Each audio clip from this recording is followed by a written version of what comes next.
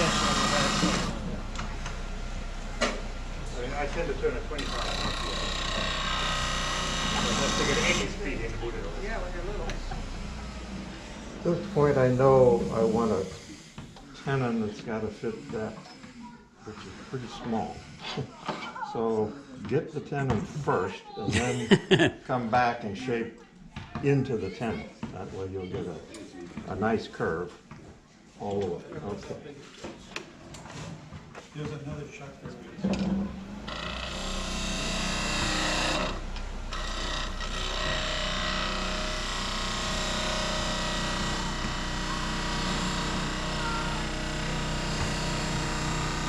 I'll be able to open those jaws up more, and I think I would want to do that. So I'm going to take away some of this wood at the bottom.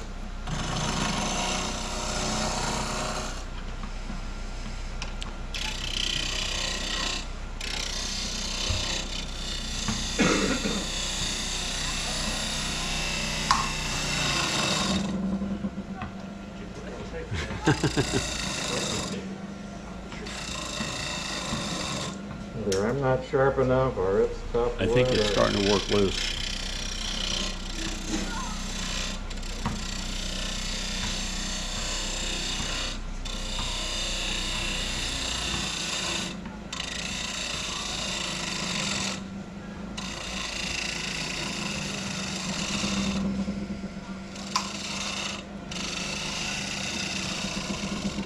It's working loose because the speed's not changing.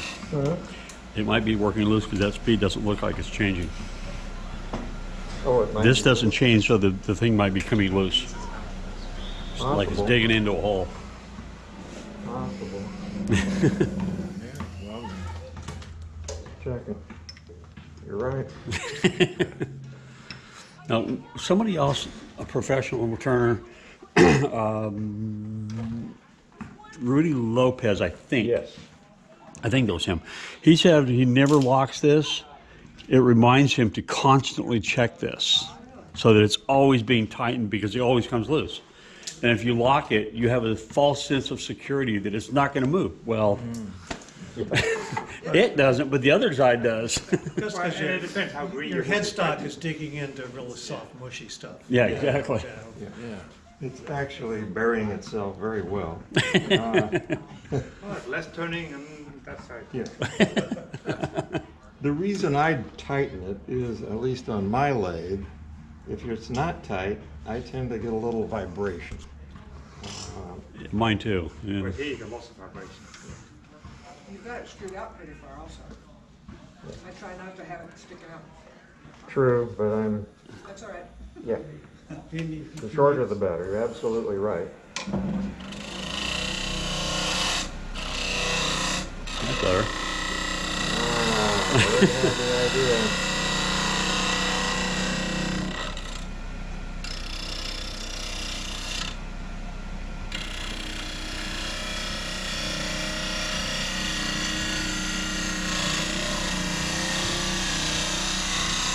What he's doing right now is creating a tenon to mount it into the jaw.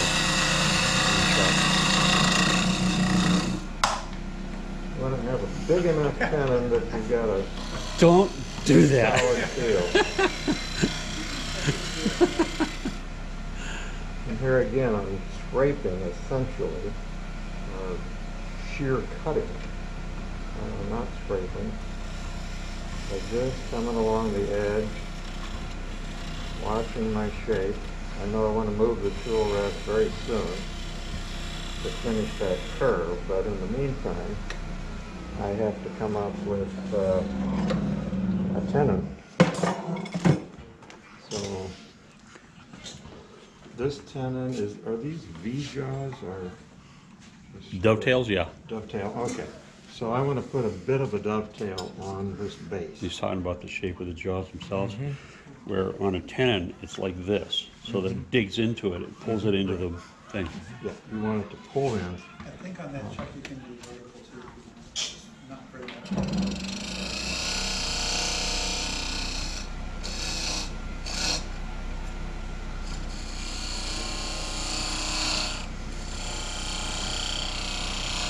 This is kind of hard to do I don't know if I brought with me. Maybe I did. We have SKUs over here. I took an old tool that someone gave me and scrap, you know. So that is pretty much the angle of my jaws. Perfect, looks like. That's all it does. That's a one-purpose tool. So I'm assuming this is fairly close to the same. Otherwise, it's very hard to get where the jaws sit. You want to be flat. That's actually more support than the tenon itself. But you have to have the tenon. You have to have it cut so that when you clamp the jaws, it will pull the jaws up against the base. It's hard to. If it isn't flat, it'll wobble. Yeah. And flat. Likely to come loose. And 90 degrees to the base, to the waves of the, you know, you can watch the waves and see that this base, this is making the base just look perpendicular as you line it up. That's what you want. Then I switch a little bit, which is just enough. So I have the V. That will tend to pull into the chuck. Now, as I say, I could spend a lot of time refining this curve. I don't think it's worth the time because there's more to show. So, in the interest of time, let me do just a little scraping and we'll be done. Here I will scrape. I can do some shear scraping. I see a high spot right there. So I walk over here. Watching the top.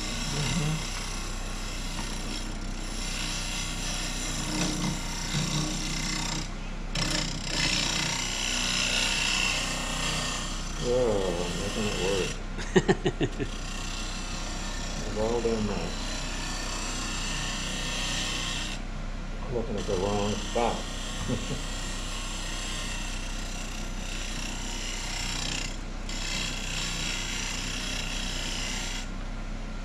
In the middle. Right, this way.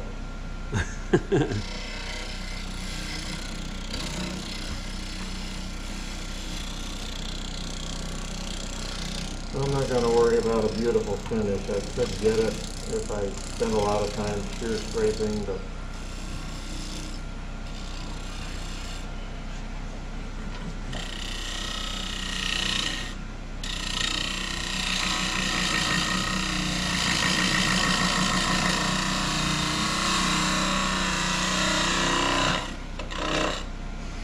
talk a little bit later about what we're going to do with this once we've got it reversed and finished. Then how do you make your base? And with a natural edge, you can't just put it in a chuck or even no.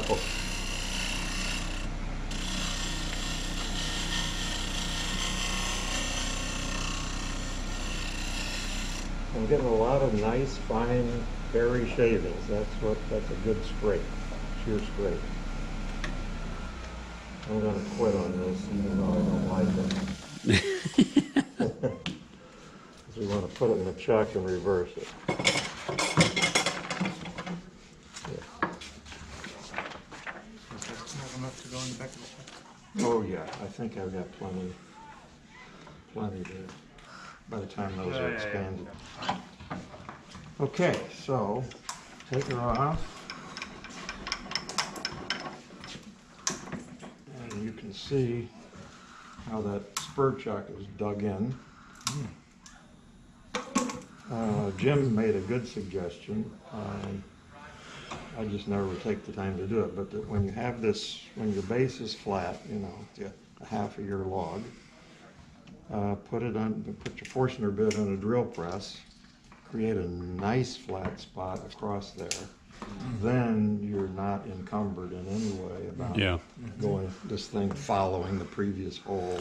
Also, if you use a two-prong, Two-prong, yeah. they seem to work better. Yeah, The four prongs dig holes and They dig and they wonder. Yeah. They choose the easy way out. This is a reverse type chuck from what I used to. No? It's Yeah, reversed. there we go. Okay. You should actually remove the bark and the cambiums and get down to wood. Yeah, get the solid wood. I just do it with a chainsaw. Yeah. When I'm prepping the blind, just shave that bark and stuff off, just right in the center, so that you have a place for your spur drive to sit. I am so afraid of chainsaws, I would never do it. Chainsaws are your friend and your enemy. All right, so we made one mistake, and that is The tin is too these jars big. don't open enough. Here's another shot bigger than this. You don't fall in between the two. I don't think that'll grab it either. Okay, you ready to make a spur back on? Sorry. Thought you were done, but Always think you're done. I should measure this, you know, you can do it. I tend to yeah, use the, eyeballs don't work quite as well as we instead of taking think. the chuck off, I just put the damn drive center into the jaws, and most of the drives are made such that you can feel it set on the shoulder right there. And even though this is probably going to mark up your center a bit, Jim, it will hold it.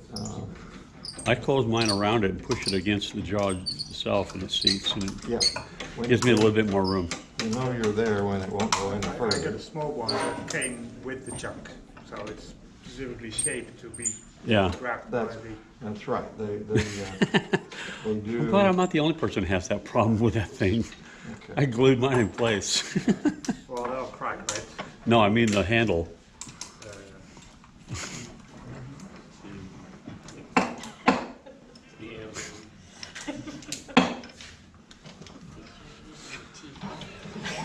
Just a little quick maneuver. Get my special tenon cutting. Sears, I think, is the Craftsman. That's no longer Sears. No longer Sears. And it's not good steel compared to what we have today. You actually want to take that down quite a bit.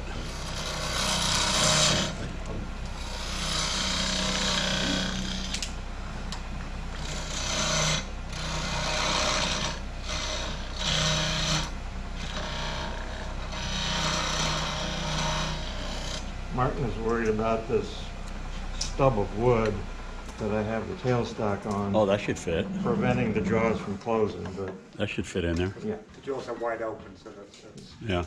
Should I do it enough? I think so. Should have a Take it a little bit more, just to be safe. Just to be safe. Yeah. Better to be safe than sorry and have to do it all over I again. want to do that again. All right. cut it as small as possible and then add a little bit back. Yeah, That's a right. little bit back. That's why there's reverse on lathe. You can put the wood back on. It's like with a bolt, right? The best bolt you turn to it, straight, and then back on turn. Okay. That's got to do it. I would hope so. And you just stick it with it, right? Okay, now we can take out the spur.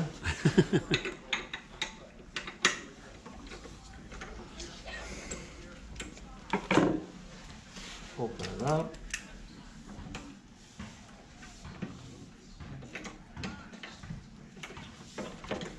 I brought my, Titanium white, wet on wet. all right, so once you got it in the jaws, you can feel if you've made that flat edge to match the jaws. You can push in and this in while you tighten, which is the other direction. Depending on whether you have Vic mark or not. I got a Vic mark. Yeah, huh?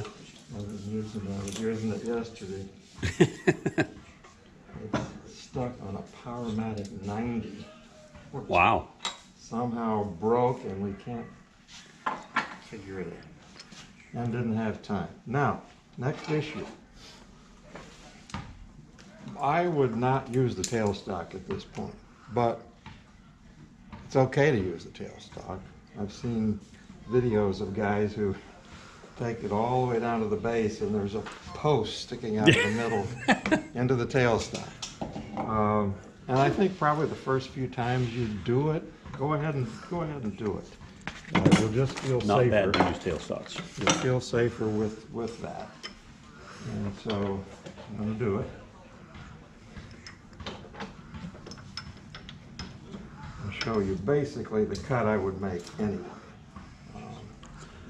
I'm going to That's not start gonna at the work. center. I think it's better to work your way as you remove bark from the center out in a small increment.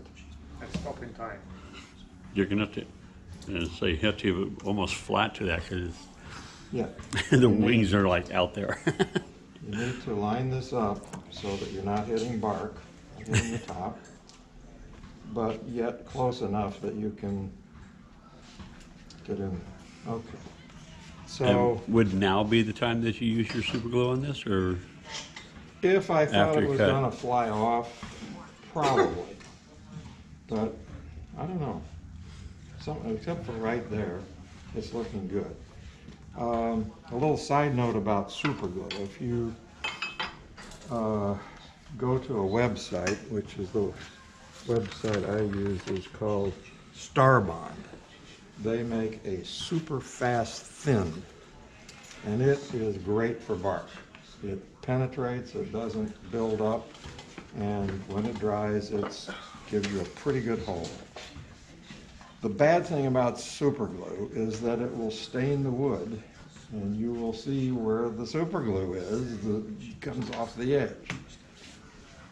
The only remedy I know of for that is to put some finish on the outside and on the inside before you put the super glue on. You can do it on the outside easily now. I would use shellac. It's real easy to use. Maybe thin it 50-50. Help Paste it. wax works really Yeah. well. Just- Paste wax works great. Paste wax, just Yeah. put wax on it. Yeah. Okay. And work it into the grain, and that's all you have to do. Just wipe it on there, and it keeps the glue from penetrating or all, and see it just beads. Good idea. But if you're gonna scrape the outside, it'll usually take some of that glue out anyway. Sure. No, So, that's and right. you'll still have the bond, but the outside glue where it's Right. stained, it usually goes away. Yeah, that's true. If it hasn't penetrated deep enough,